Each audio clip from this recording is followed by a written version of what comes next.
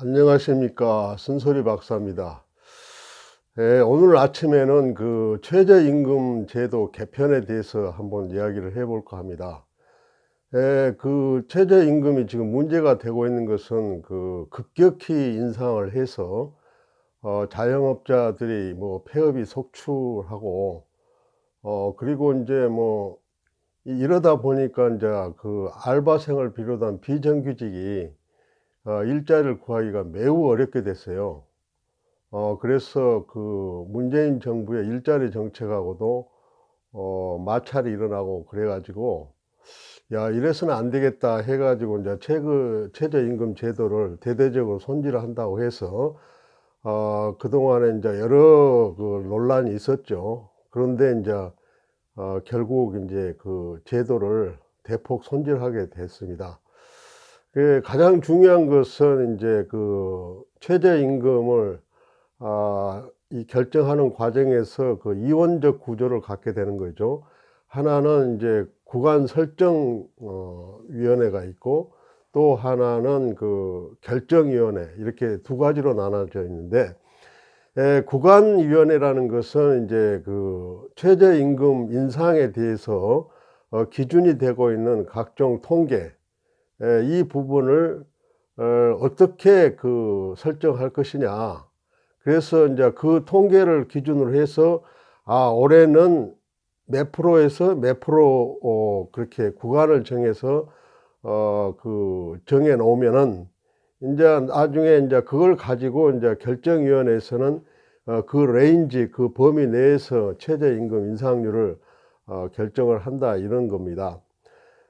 그래서 그 구간설정위원회가 이제 과거에 없는 제도가 이제 만들어졌는데, 저는 이제 이 부분에 대해서는 좀 긍정적으로 보고 있습니다. 왜냐하면은 그 최저임금의 결정 요인을 이 노동계에서는 뭐 당연히 이제 생계비 이걸 중시하고, 경영계에서는 뭐 경영 성과, 경제 성장률, 뭐 물가, 생산성, 이런 걸 기준으로 하고, 그래서 노와 사가 이렇게 그 기준이 서로 다르다 보니까, 그 기준이 다르다는 것은 최저임금 결정에 있어서의 그 토대가 되는, 기초가 되는 그 기초공사가 흔들흔들 하게 되는 거죠.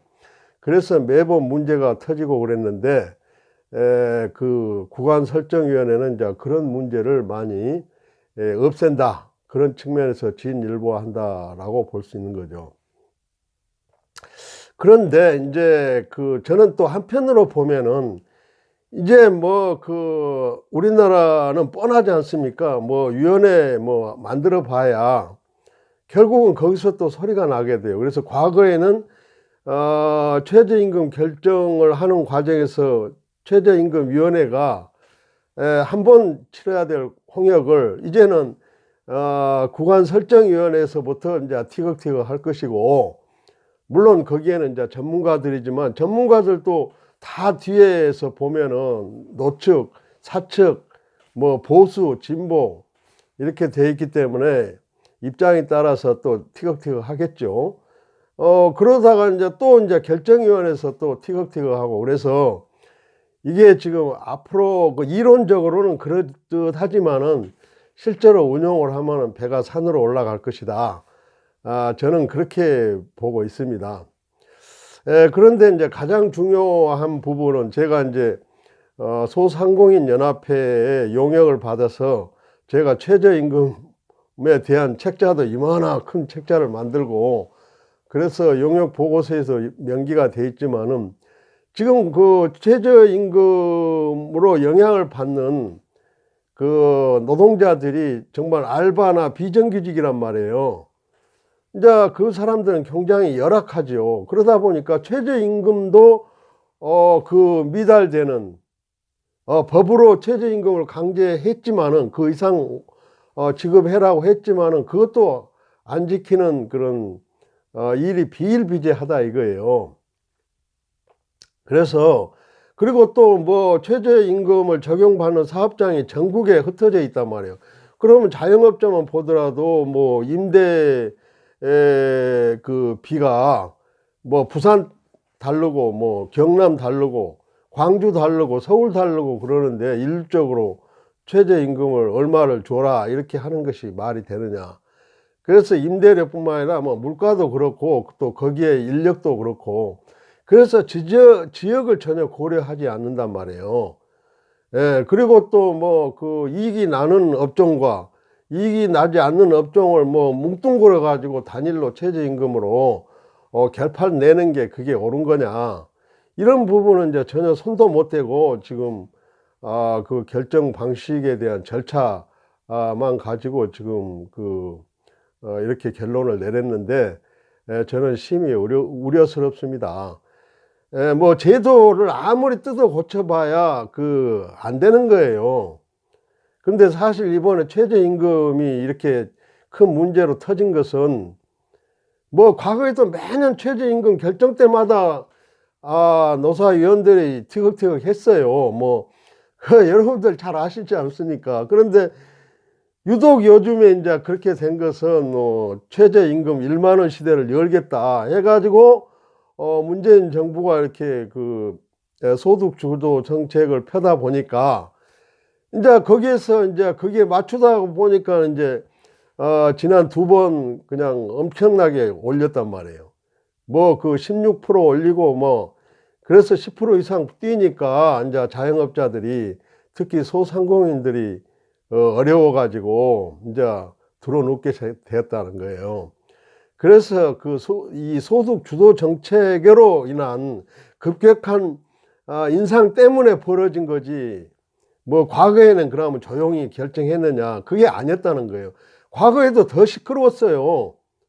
제가 뭐 현직에 연구자로 있으면서 내가 맨날 지켜보고 있지만은 지켜봤지만은 더 시끄러웠다니까요. 그런데 이번에 문제가 되는 것은 급격하게 올리다 보니까 그랬단 말이에요. 그래서 속도 조절론이 이제 필요하고 그래서 홍남기 부총리가 들어서면서 또 장하성 전 실장이 물러나고 그래가지고 새로 진영이 바뀌면서 급속한 최저임금 인상은 속도 조절론이 불가피하게 돼가지고 이제 그것을 좀 잘 해 나가려고 해지 제도 고친다고 문제가 해결되겠느냐.